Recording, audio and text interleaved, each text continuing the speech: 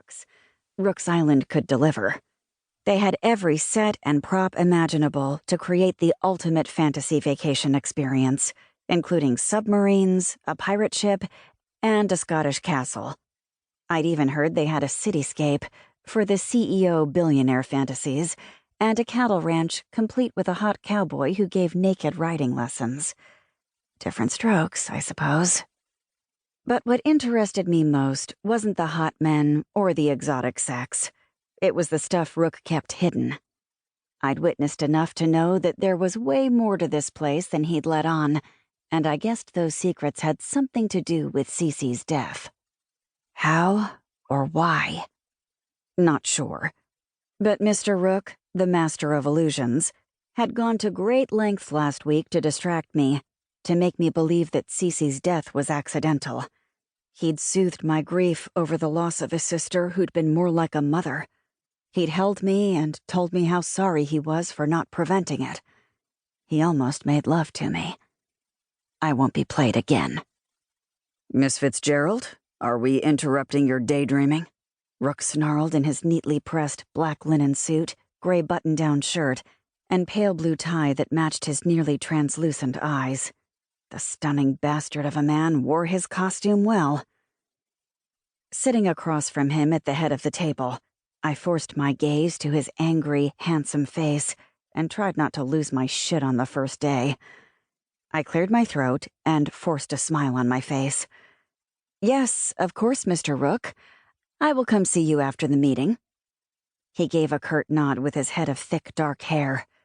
"And since you have managed to steal the attention of my staff, why don't you introduce yourself?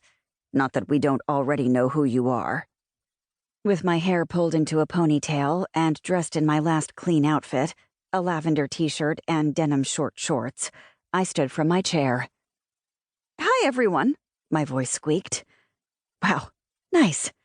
While I would generally describe myself as average confidence, average wavy brown hair and brown eyes, and average 5'4" height, I felt like an above-average moron for thinking I could pull this off. I didn't belong here. Not as a guest, and certainly not as an employee. They had to see that.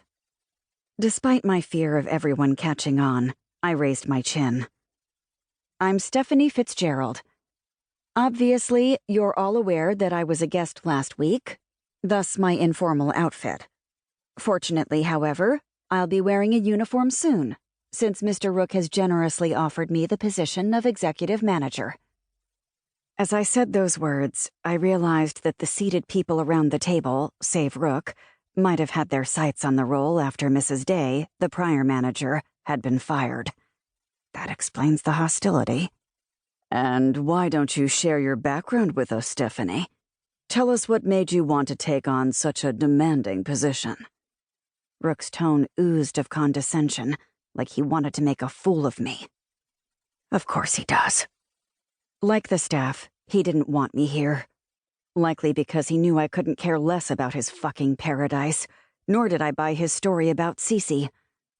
She had been far too responsible to get drunk and take off for a night swim in the ocean, like Rook said.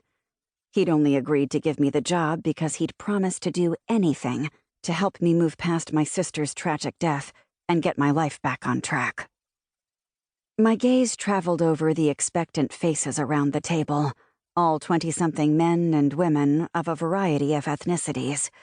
Black, white, Latino, and Asian. Rook had a very diversified crew, which made sense. They served anyone with money. Okay, any woman with money.